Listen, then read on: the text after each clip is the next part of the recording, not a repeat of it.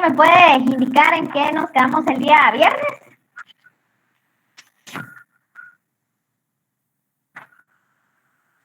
¿Me escuchan? En el control parlamentario, licenciada. Ok, gracias.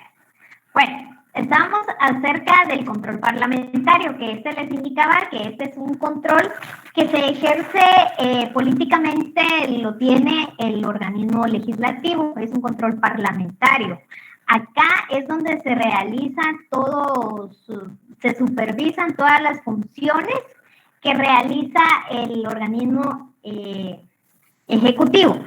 Como bien lo indicaba el compañero Sergio, existen varias formas de poder llevar a cabo esos controles, que más adelante se van a explicar cómo se realizan y cuál es el fundamento de cada uno de ellos. Por supuesto, la Constitución, ¿verdad? Ahí establece dos tipos de formas de cómo se lleva a cabo este tipo de control parlamentario. ¿Está claro en cuanto a esto?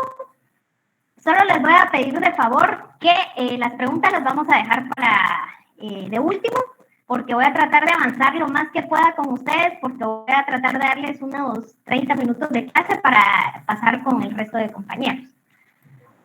Licenciada, buenas noches. El viernes no me puede enlazar y no tengo lo de control constitucional, porque nos habíamos quedado en control judicial. Ah, ok. Solo si me fuera tan amable de darme una breve explicación de constitucional. Excelente, ahorita Gracias. te la doy. Bueno, en cuanto al tema del control constitucional, este es el que ejerce específicamente la Corte de Constitucionalidad. Este se lleva a cabo, es el que tiene el control de todos los actos y resoluciones y decisiones que tome todos los órganos administrativos. Acá ellos realizan ese control por medio del amparo. Específicamente, este control lo realizan cuando es un amparo presentado en contra de un acto o una resolución que ha emitido el presidente de la República. Estamos hablando del control constitucional. En el año 2013, la Corte de Constitucionalidad emitió un auto acordado en el cual le otorgaba las potestades a todos los órganos jurisdiccionales. Entonces, en este auto específicamente se crea la competencia de cada uno de los órganos que va a tener para poder resolver los amparos en contra de todos los funcionarios públicos. Por ejemplo, la Corte de Constitucionalidad, esta institución tiene a cargo todos los amparos, actos o resoluciones referente a amparo, ¿verdad? Que emite el presidente de la República. En contra de los ministros, ahí en ese auto acordado, ustedes van a encontrar que en contra de los funcionarios ministros, ellos lo conoce la Corte Suprema de Justicia.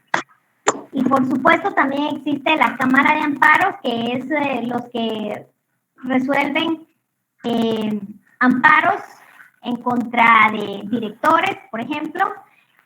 También las salas de las Cortes de Apelaciones también tienen la potestad de conocer esta garantía constitucional, ¿verdad?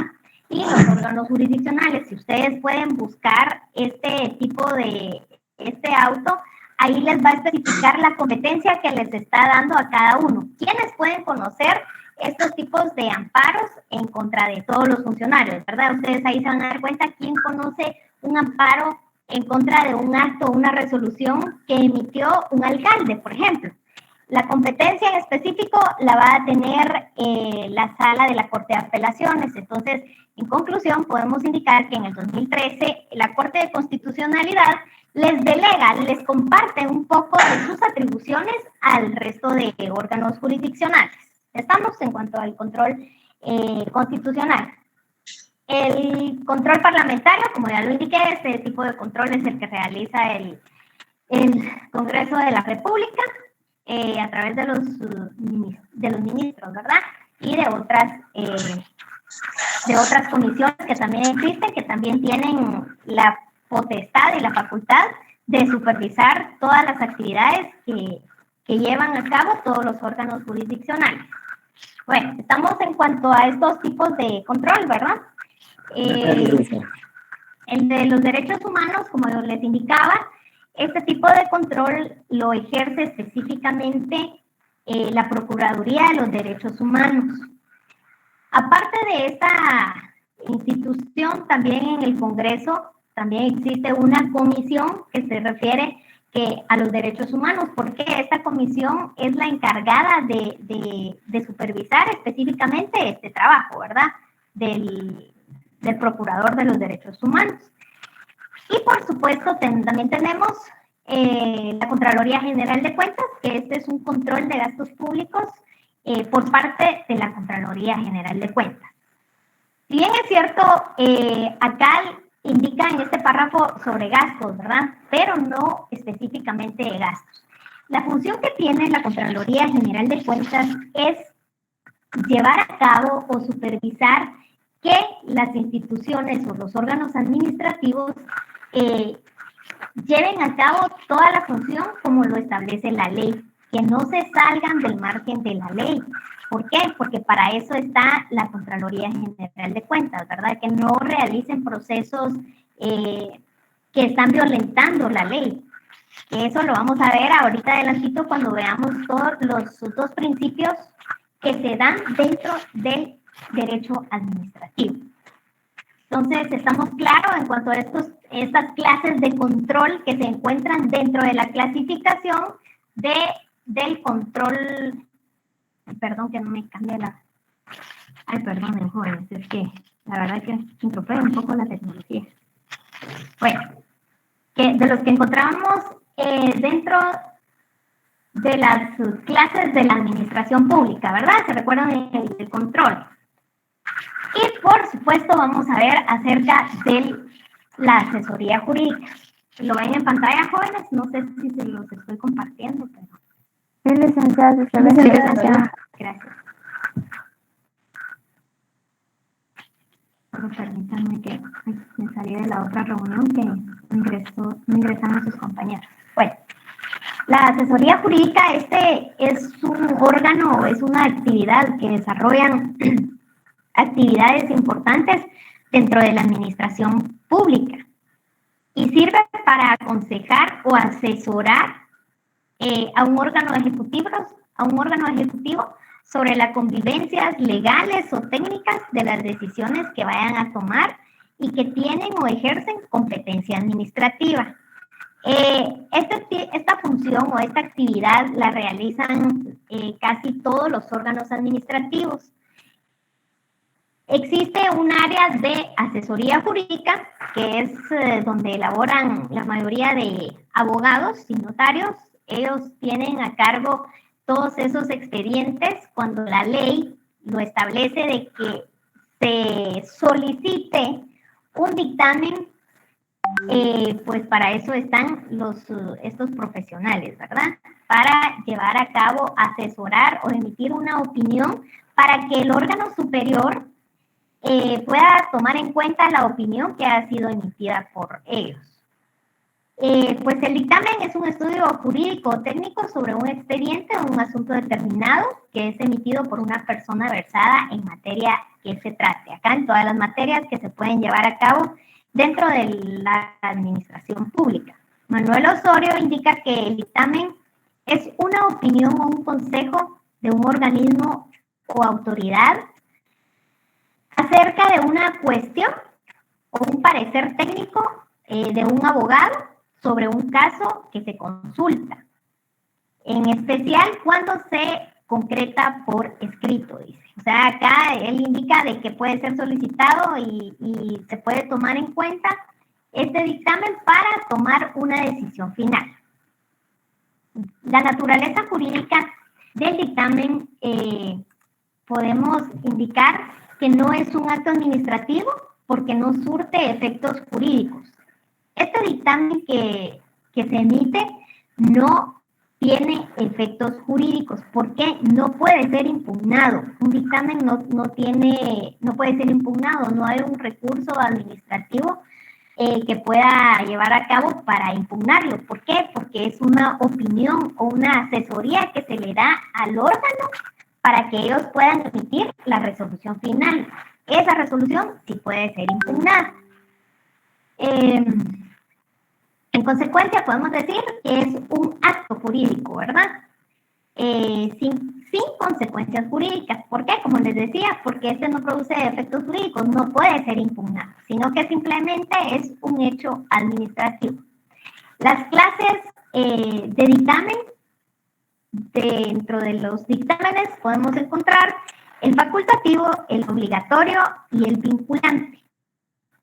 En la doctrina internacional se encuentran estos tres tipos de dictámenes, el cual vamos a ver ahorita que es el facultativo. Este tipo de dictamen es en el cual el administrador queda en total libertad de solicitarlo. La ley no lo obliga a pedir ese dictamen, ni el administrador puede tener ni que el administrador venga y tenga la obligación de basarse en ese dictamen facultativo. O sea, la ley no obliga a solicitarlo y tampoco a que tomen esa decisión o que resuelvan la resolución final en base a esa opinión. O sea, está en la libertad de hacerlo, la ley no lo obliga. Ahora bien, el obligatorio, es contrario al facultativo. Dentro de este obligatorio, la ley sí exige. Obliga al administrador a requerir este dictamen, pero tampoco obliga a que la decisión final se base en esa opinión o en ese dictamen. Acá, uno de los ejemplos puede ser que la ley sí solicite a que pueda solicitarse ese dictamen. En algunos órganos administrativos sí se maneja este tipo de dictamen, el facultativo y el obligatorio. ¿Por qué? Porque la ley no les está pidiendo. Y recuérdense que un órgano administrativo, o sea, el superior jerárquico, en ciertos momentos solicita una opinión técnica y jurídica para poder llevar a cabo o tomar esa decisión final, que para ellos es muy importante. Entonces necesita esa opinión de esa área jurídica para poder tener su decisión final. Ahora bien, el vinculante, este tipo de dictamen, la ley obliga a pedir el dictamen al órgano consultivo y también obliga a basar la resolución final. O sea, el vinculante está obligado. ¿Cuál consideren ustedes que acá en Guatemala se da la práctica? ¿Cuál de estos ¿El tres? vinculante, licenciado? Licenciada, es relativo, pero más que todo es el vinculante el que se maneja generalmente. Ok, gracias. ¿Sergio? ¿Alguien más que quiera opinar?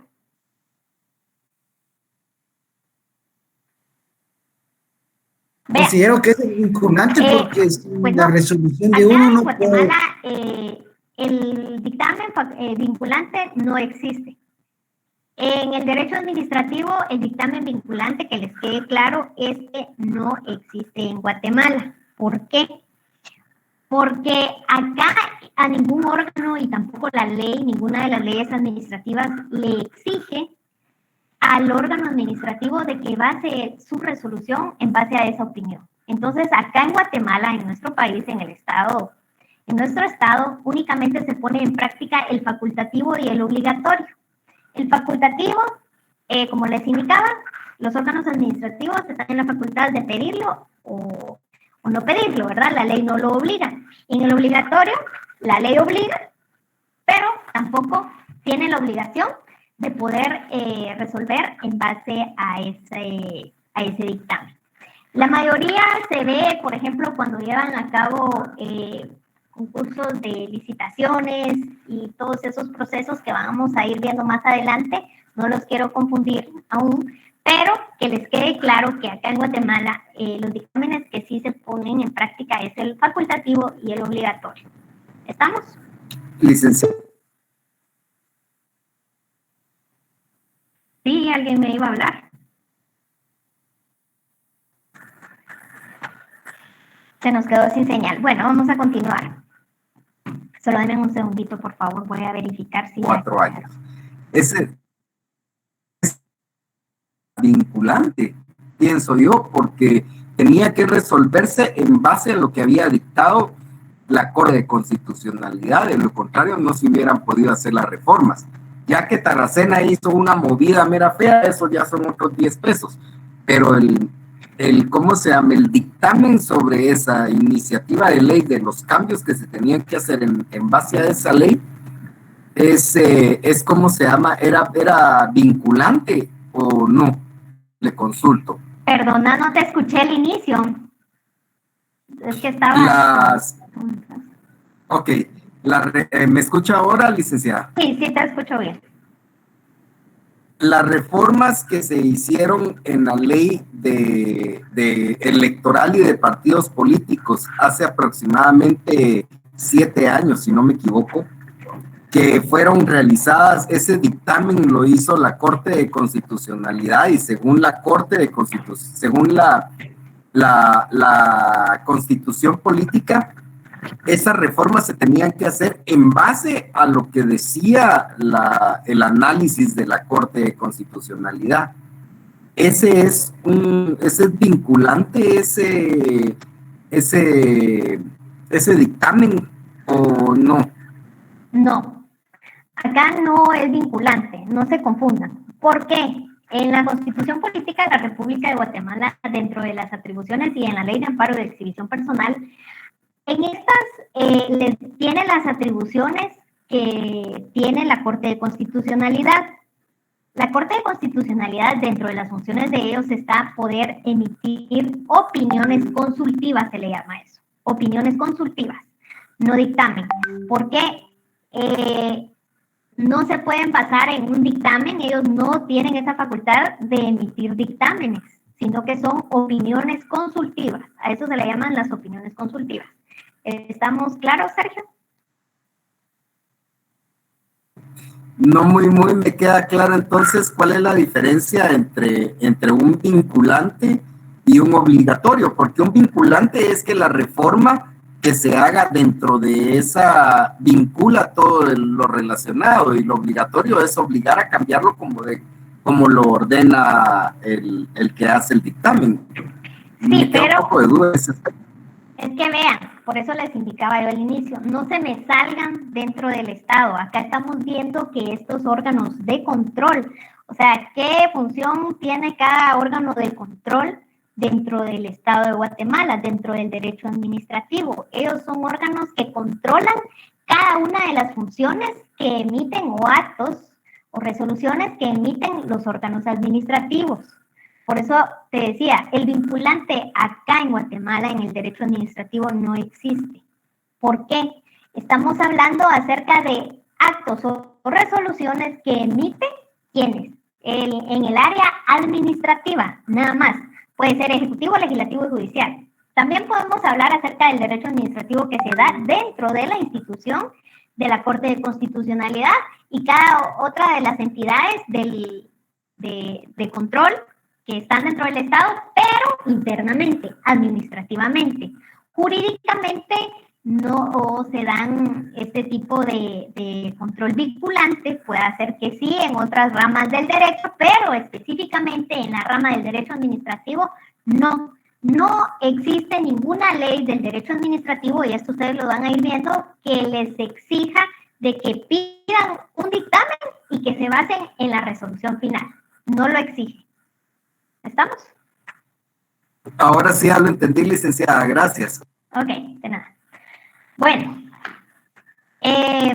vamos a continuar continuando el tema, ya vimos acerca de los controles, las clases de administración que existen, y también dentro de estos tipos de control que hablábamos acerca del dictamen jurídico, también tenemos la actividad de gobierno. Pues la actividad de gobierno, esta es una acción específicamente del gobierno que va dirigida al desarrollo de las actividades políticas administrativas para el logro de sus fines, o sea, para poder obtener el bien común. Esa es la actividad de gobierno. Dentro de la actividad de gobierno vamos a encontrar tres figuras, perdón, esta cosa, ahí está. Encontramos cuatro figuras que se dan dentro de esta función de la actividad de gobierno. La primera es gobernar. ¿Qué significa gobernar? Pues gobernar significa conducir a la comunidad política para el logro de todos los fines esenciales, satisfaciendo todas sus exigencias. Y esta se realiza a través del poder ejecutivo, específicamente de nuestros gobernantes, ¿verdad? Gobernar son los que gobiernan a nosotros, son a quienes nosotros le damos esa potestad de poder gobernar. El gobierno, pues es aquella institución determinada en lo esencial desde el campo político, el gobierno, que se halla al frente de la administración pública. O sea, en concreto, el gobierno es velar por los intereses nacionales. Ustedes se recuerdan que hace unos años había un presidente que durante su gestión, o sea, ya estando él en la presidencia, decían gobierno de Álvaro Colón, ¿se recuerdan? Perdonen que utilice este nombre, pero tal vez no está correcto, pero sí se recuerdan que indicaba gobierno de Álvaro Colón. ¿Será que estaban en lo correcto? ¿Será que estaban en lo correcto al indicar gobierno? ¿Por qué? Porque dice, es aquella instancia determinada en lo esencial desde el campo político, que se encuentra al frente de la administración pública. O sea, para mí estaba incorrecto. ¿Por qué? Porque el gobierno es el gobierno de Guatemala, no es el gobierno específicamente. Si bien es cierto, era el gobierno, o sea, no era el gobierno de él, sino que el partido político que dentro del cual se encontraba era el que estaba gobernando. Entonces, a eso se refiere, ¿verdad?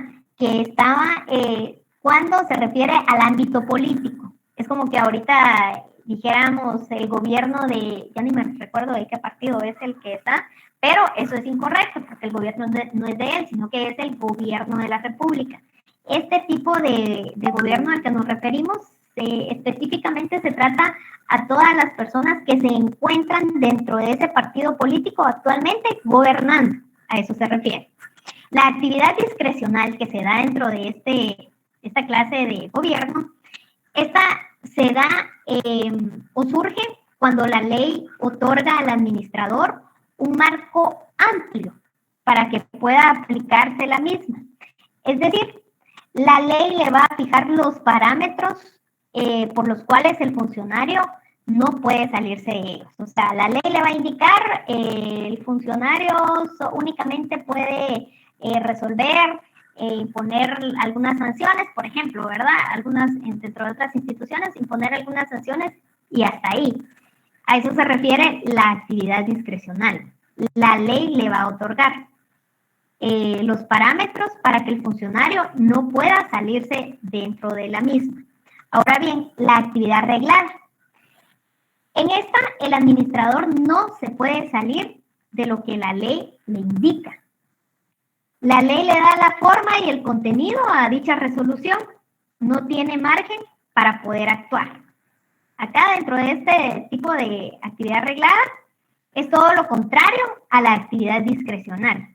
¿Por qué? La discrecional, la ley le va a otorgar al administrador un amplio marco para que pueda aplicar dicha ley. Mientras que en la reglada no, ahí le indica todos los pasos por los cuales debe resolver. O sea, va a tener, valga la redundancia, en la discreción, va a tener la discreción el funcionario público para poder resolver, mientras que en la reglada no, se tiene que realizar tal y como lo especifica dicha norma. ¿Estamos en cuanto a estas 4 figuras, jóvenes? Sí, licenciada. Okay. Excelente. Bueno, el siguiente día de clases, si ustedes pueden empezar, las diapositivas se las va a pasar el día de hoy el compañero Josué, para que empiecen a estudiar acerca del principio de legalidad y la juridicidad.